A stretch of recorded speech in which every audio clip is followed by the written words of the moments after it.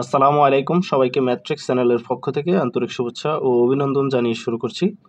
আজকে আমি আলোচনা করব অনার্স চতুর্থ বর্ষ মেথড অফ অ্যাপ্লাইড ম্যাথমেটিক্সের প্রথম অধ্যায় ফুরিয়ার ধারা। এই অধ্যায়ের অনুশীলনী উদাহরণ 6। এই অঙ্কটা সমাধান করার চেষ্টা করব, বা এটা কিভাবে সমাধান করা যায় সেটা আমি বলবো আর কি।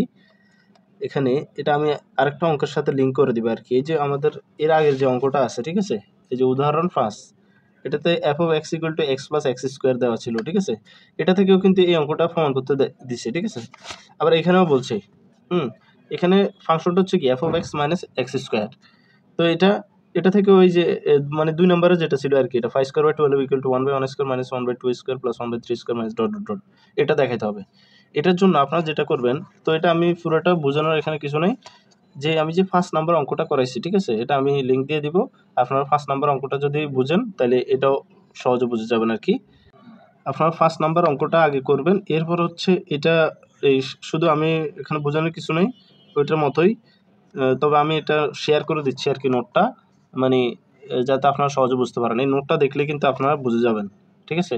তো এটা বোঝানোর ওরকম কিছু আমি দেখতেছি না। একটার সাথে যেহেতু আরেকটা মনে করেন কি সামঞ্জস্যপূর্ণ, তাহলে একটা দিয়ে আরেকটা করা যাবে আর কি।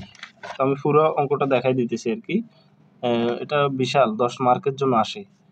সো খুব গুরুত্ব সহকারে এই অঙ্কগুলো করতে হবে। এখান থেকে সব সময় প্রশ্ন হয়, মিনিমাম 14 মার্কের প্রশ্ন হবে এই অধ্যায় থেকে, ঠিক আছে। উপরে হইলে মনে করেন 20 থেকে 24-28 মার্কেরও হয় অনেক সময়। আপনারা প্রশ্নগুলো অ্যানালাইসিস করবেন সবসময়। প্রশ্ন অ্যানালাইসিস করলে একদম সহজে বুঝে যাবেন পরীক্ষায় কি আসে, আপনি কি পড়তে হবে, কি বাদ দিবেন, ঠিক আছে। তাহলে দেখবেন যে সহজ হয়ে যাবে সবকিছু। আমরা খুঁজে পাই না কি করব, কি পড়বো, এত পড়া কীভাবে শেষ করব, কিন্তু টেকনিক্যালি পড়লে কিন্তু পড়া এত বেশি না, ঠিক আছে।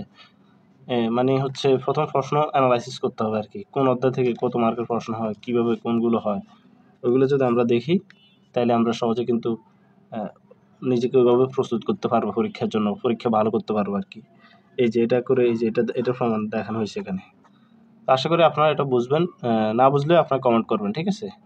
পরবর্তীতে প্রয়োজনে এটা পুরোটা করিয়ে দেওয়া হবে। ধন্যবাদ। আসসালামু আলাইকুম।